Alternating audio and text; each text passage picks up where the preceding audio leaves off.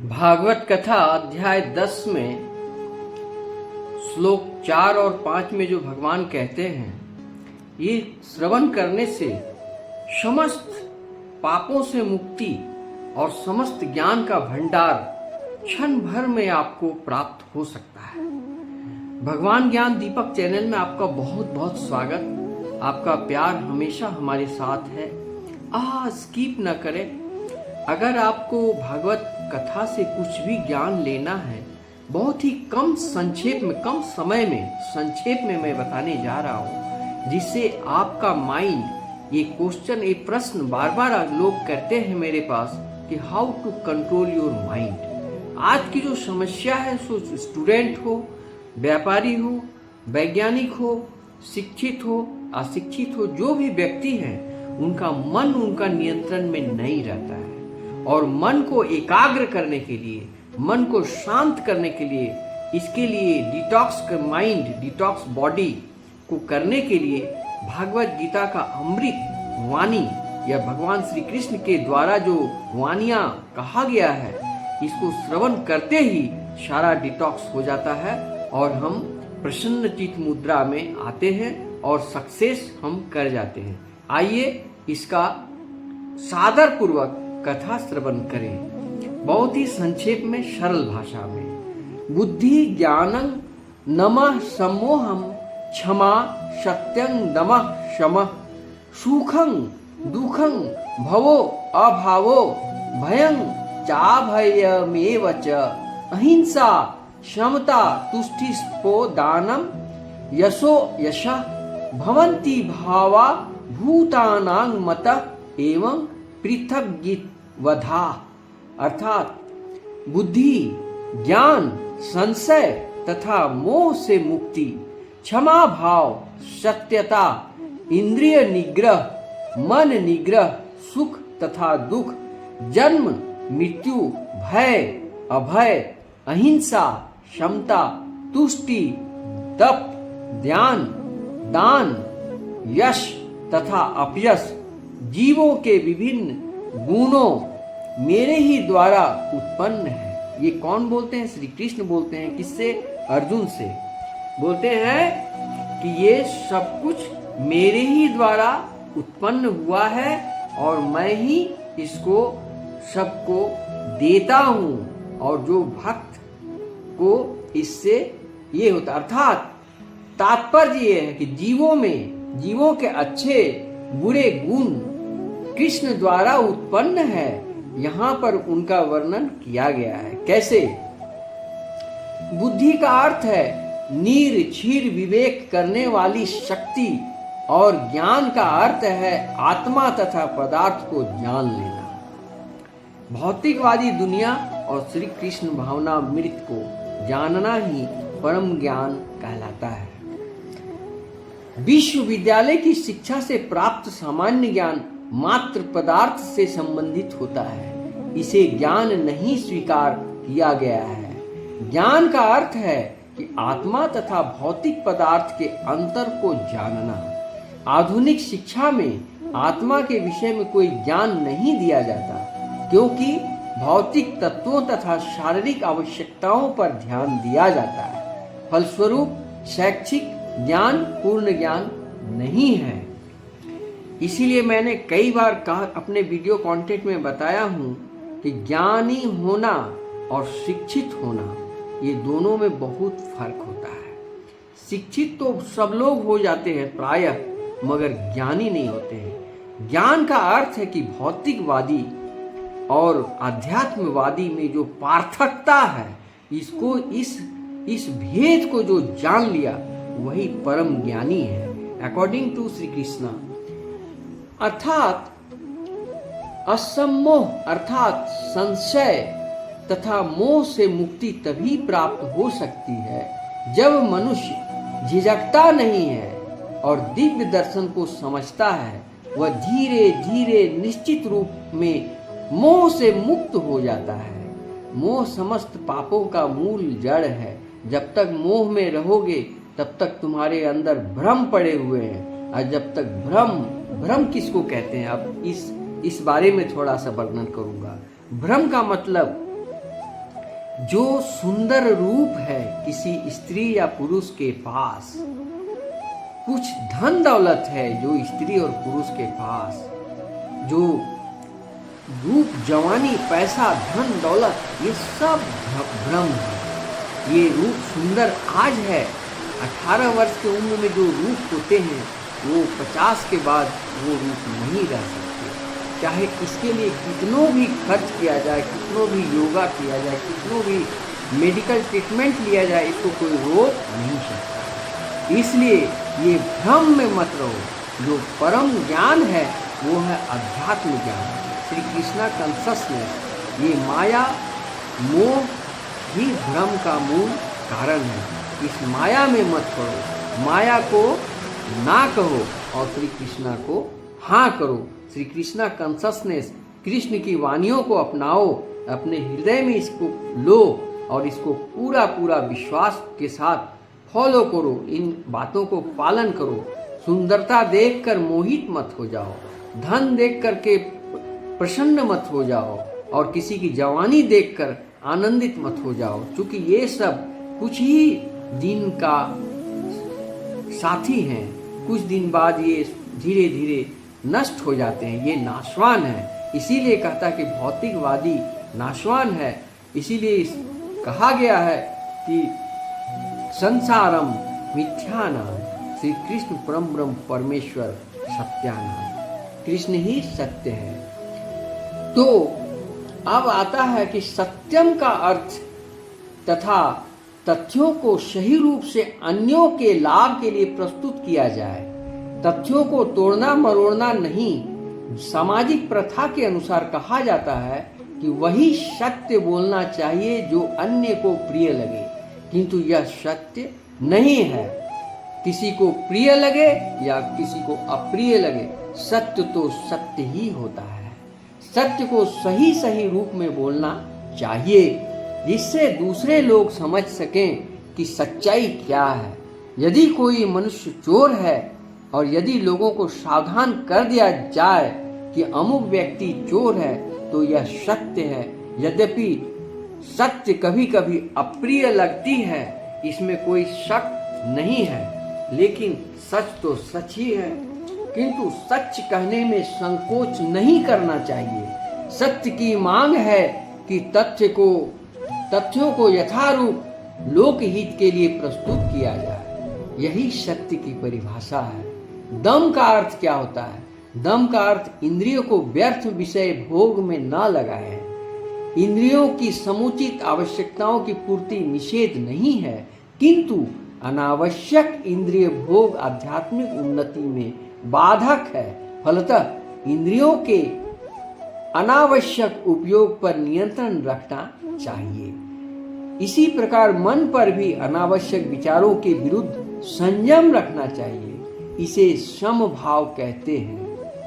मनुष्य को चाहिए कि धन अर्जन के चिंतन में ही सारा समय न गंवाए। आज के मनुष्य सब समय धन कमाने के लिए चिंतित रहते हैं। ये सही नहीं है। क्या करोगे धन लेकर?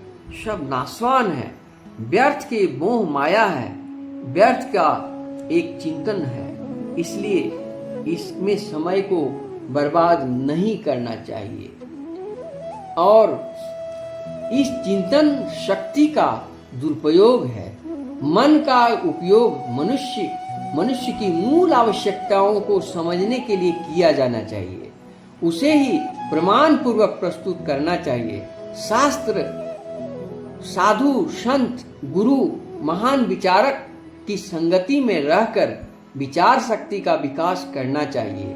जिस प्रकार कृष्ण भावनामृत के आध्यात्मिक ज्ञान के अनुशीलन में सुविधा हो वही सुखम है, इसी प्रकार दुखम वह है जिससे कृष्ण भावनामृत के अनुशीलन में असुविधा हो।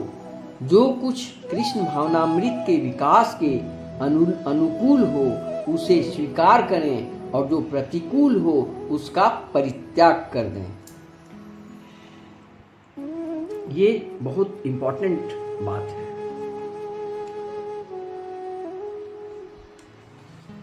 आप ध्यानपूर्वक कथा को श्रवण करें और चिंतन मनन करें।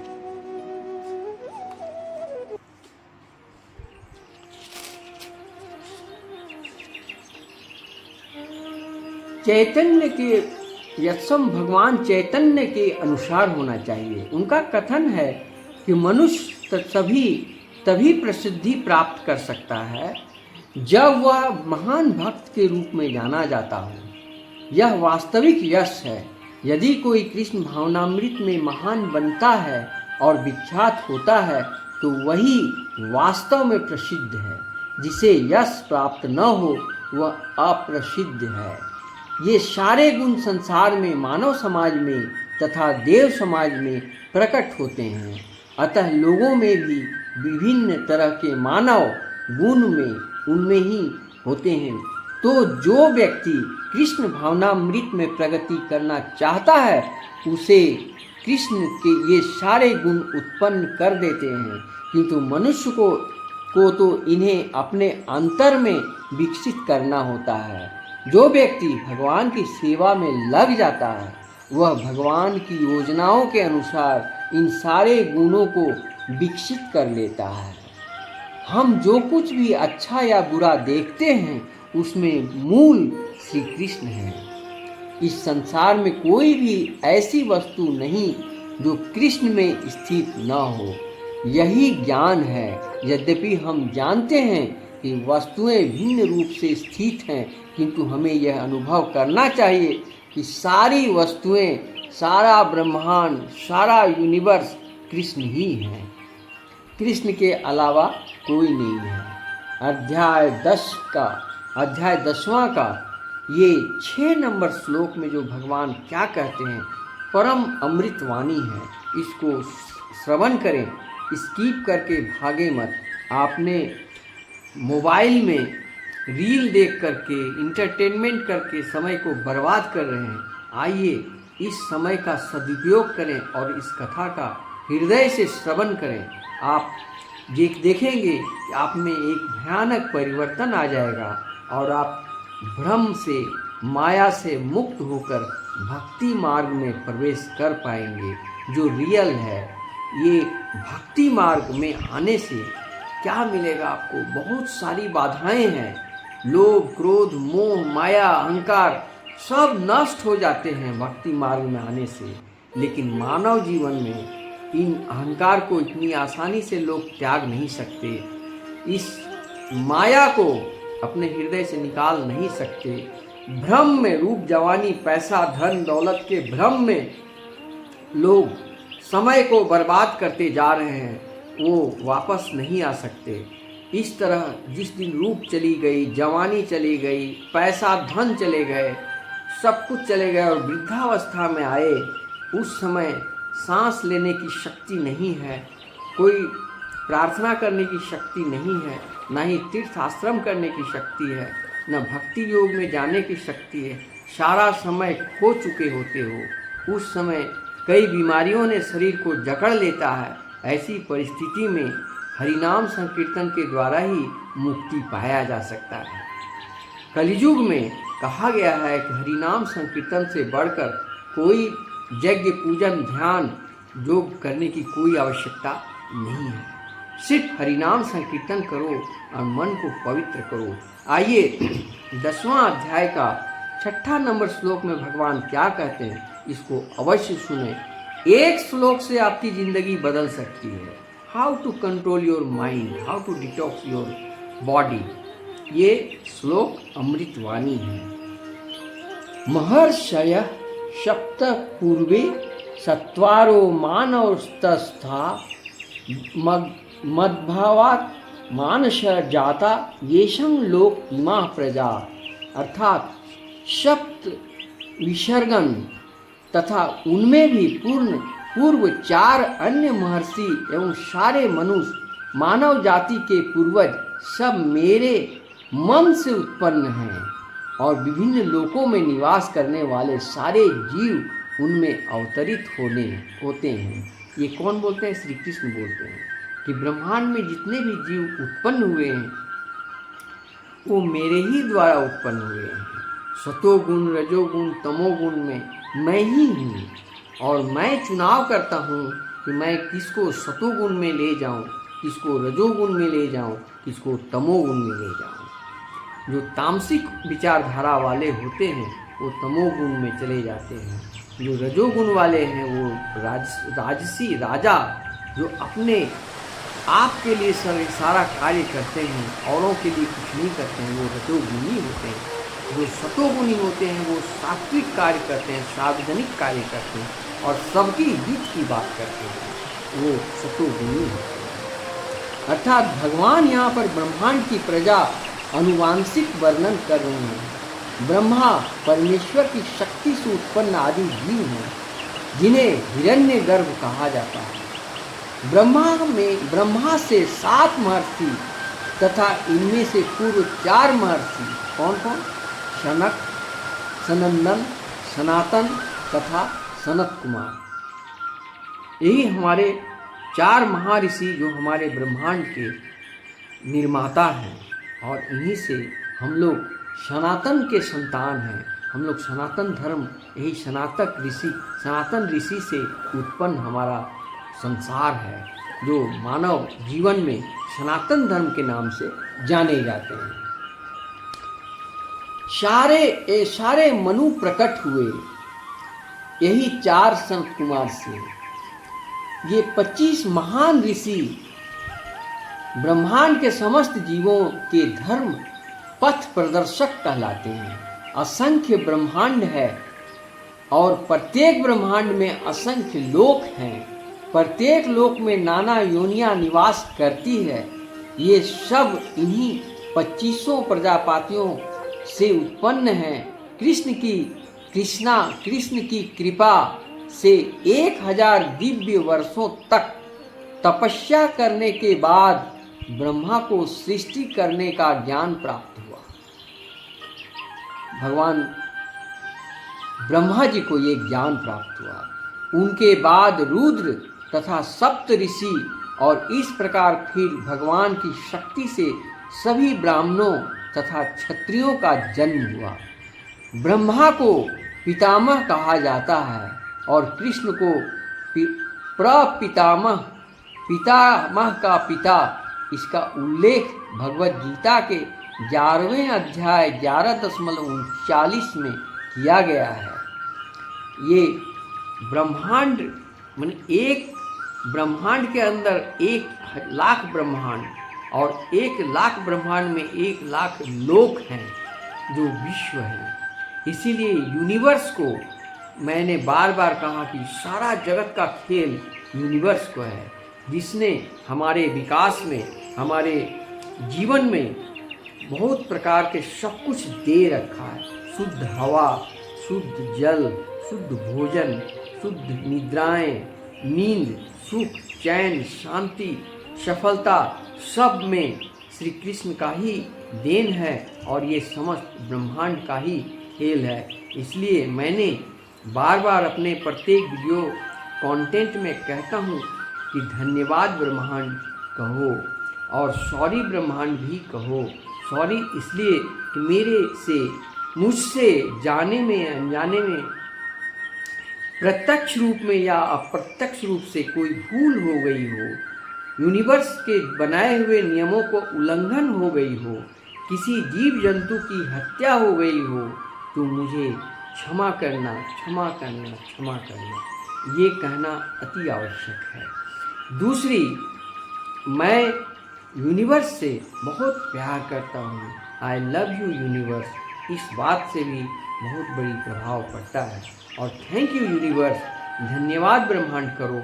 इससे तुम्हारा पॉजिटिव एनर्जी एक्टिवेट होकर के यूनिवर्स में इसका मैसेज चला जाता है और तुम्हें, हम मानव को ये समझने की बहुत बड़ी भूल है कि हम जो कुछ भी पाए हैं अपने बल पर नहीं, अपने बल पर यहाँ कुछ भी नहीं मिलता है मेरे मित्रों, सनातनी भाइयों।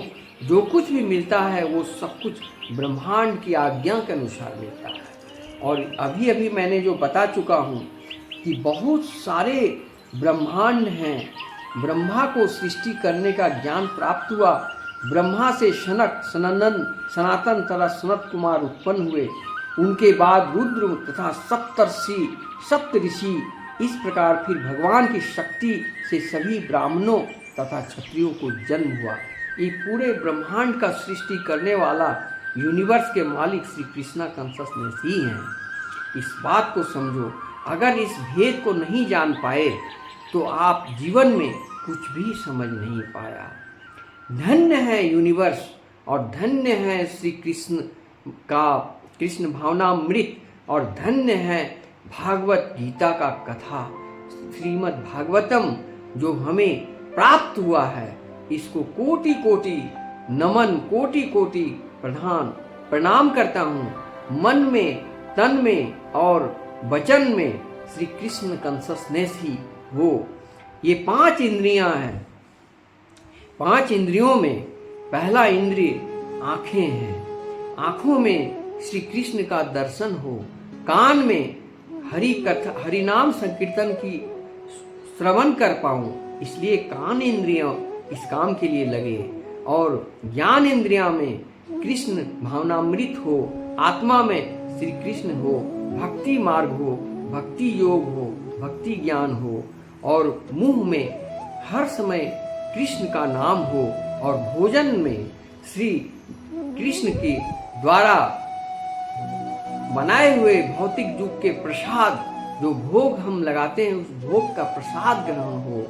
इस प्रकार 5 इंद्रियां श्री कृष्ण भक्ति में जब लीन हो जाएगा और जब हम परम सत्य को जान पाएंगे और परम ज्ञान को जान पाएंगे और पूरे कायनात यानी यूनिवर्स को जान पाएंगे, तभी हम ज्ञानी कहलाएंगे। वरना हम भ्रम में, माया में डूबे हुए एक समय को बर्बाद करने वाला व्यक्ति बनकर जीऊंगा और एक काल चक्र जो है जन्म और मृत्यु का, इस साइकिलिंग में हम फंस जाएंगे। इससे मुक्ति पाने के लिए एक बात याद कर लो मेरे सनातनी भाइयों, बड़े भाग से नर्तन पावा।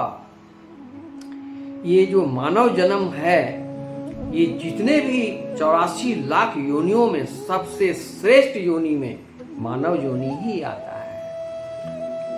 और इस योनि में आने के बाद अगर ज्ञानी नहीं हो पाया तो उन जानवरों से भी बदतर जिंदगी जी कर दुनिया से जा रहे हैं। जानवर में 3 बात होती है। एक, वो भोजन, प्यास, निद्रा लेती है।